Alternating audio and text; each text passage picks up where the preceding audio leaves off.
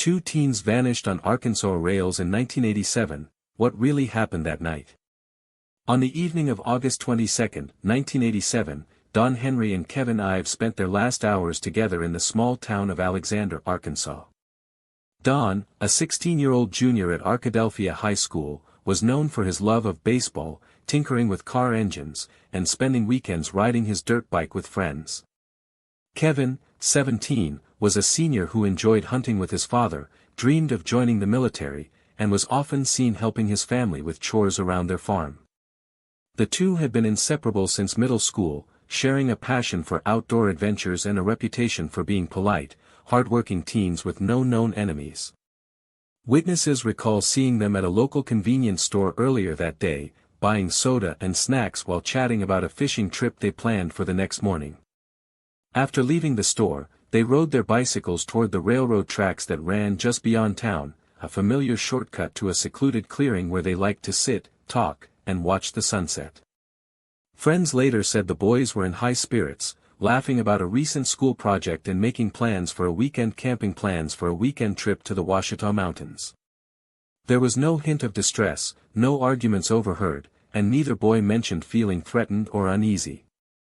As darkness settled, they continued down the gravel path beside the tracks, unaware that a heavy freight train was approaching from the opposite direction.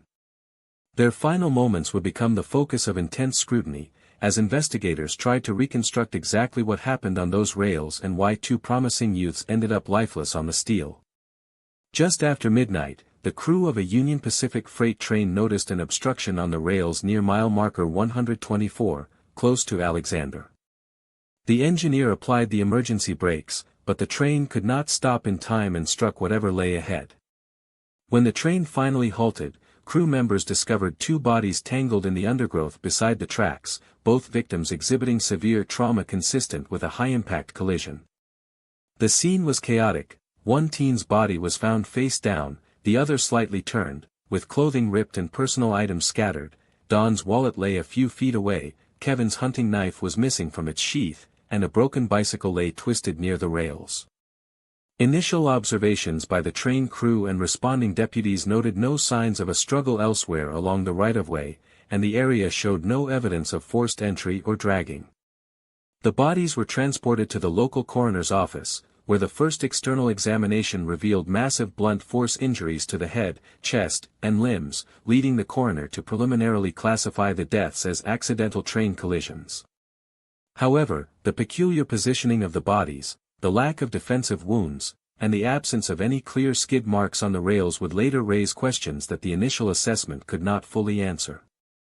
The Saline County Sheriff's Department, assisted by the Arkansas State Police, launched an immediate investigation into the deaths of Don Henry and Kevin Ives. Early interviews with friends, family, and local residents revealed no recent conflicts, threats, or suspicious activity involving either boy. The deputies examined the scene for tire tracks, footprints, or any sign of a vehicle that might have forced the teens onto the tracks, but found nothing conclusive.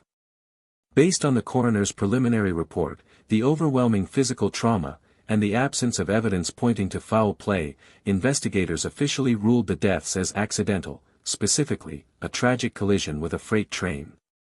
The case was closed within weeks, and the boys' families were informed that their sons had died tragically but without criminal intent.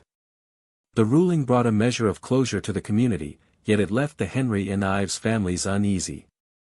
They struggled to reconcile the official narrative with the vivid memories of their sons' last known activities and the unexplained details surrounding the scene, such as the missing hunting knife and the apparent lack of a clear point of impact on the train's front car. Unsatisfied with the official conclusion, the families of Don and Kevin hired private investigators and consulted independent forensic experts in the early 1990s. A second autopsy, conducted by Dr. Joseph Burton, a renowned forensic pathologist, revealed startling inconsistencies with the original findings.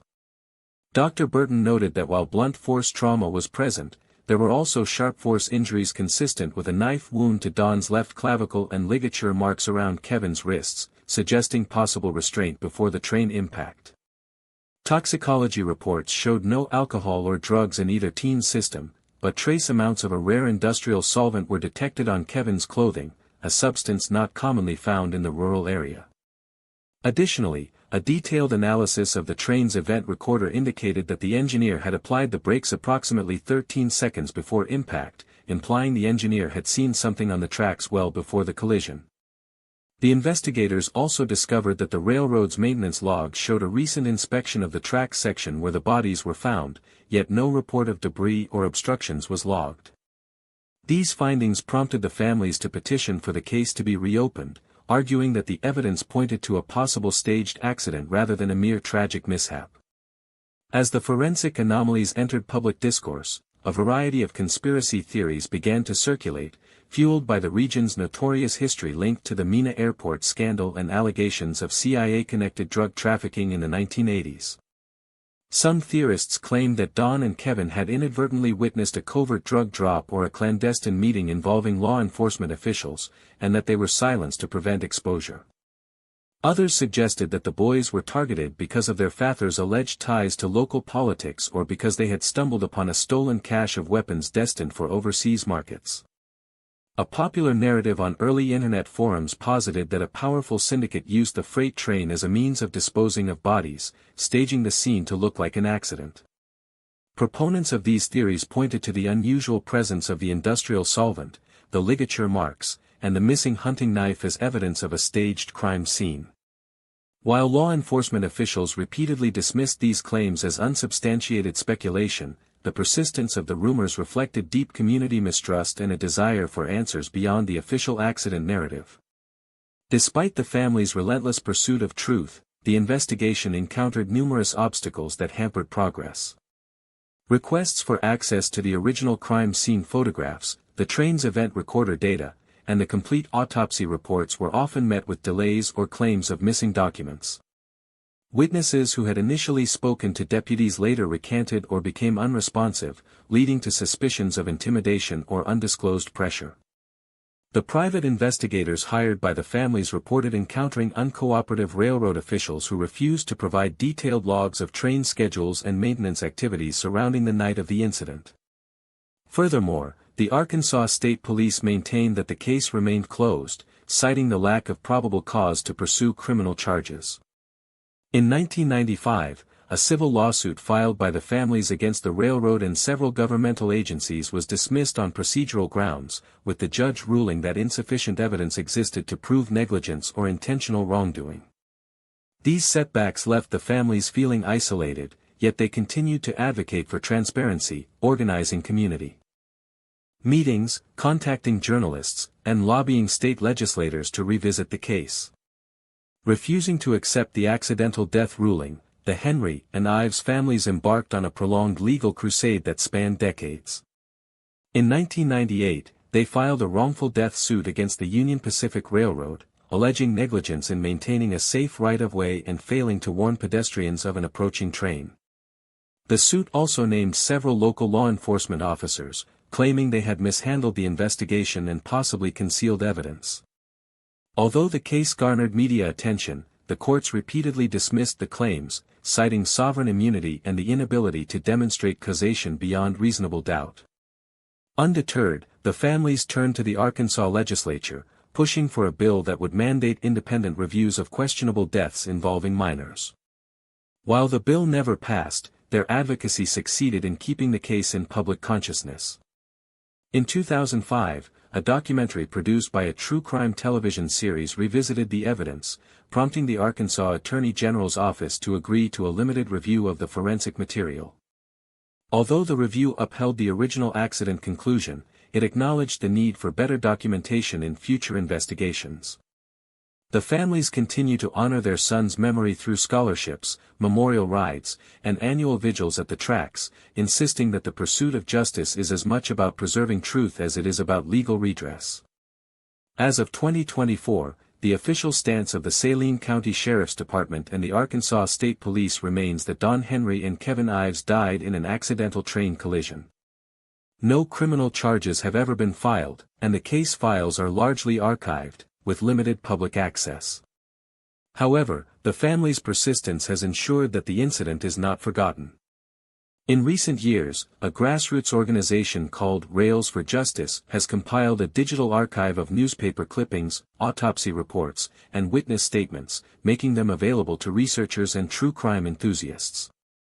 Advances in forensic technology, such as improved DNA analysis and enhanced trace evidence detection, have been suggested as potential avenues to re-examine any remaining biological material, though no such material has been located in the evidence storage facilities. The railroad has upgraded safety measures along that stretch of track, installing additional warning signs and upgrading crossing gates, partially in response to community concerns raised after the tragedy. While the legal avenues for redress appear exhausted, the story of Don and Kevin continues to serve as a cautionary tale about the importance of thorough investigations, the impact of institutional transparency, and the enduring quest for answers that drives families and communities long after the headlines fade. The night Don Henry and Kevin Ives vanished on those Arkansas rails remains a haunting reminder of how quickly a seemingly ordinary evening can turn into a mystery that defies easy answers. Despite official rulings, lingering questions, and the relentless effort of two families determined to uncover the truth, the case sits in a gray area between accident and possible foul play. It challenges us to consider how evidence is collected, how narratives are shaped, and what happens when a community refuses to let a story fade into silence. As we reflect on their lives, their dreams, their friendships, and the promise they carried, we honor their memory not just by seeking clarity, but by ensuring that every investigation, no matter how old or overlooked, receives the diligence it deserves.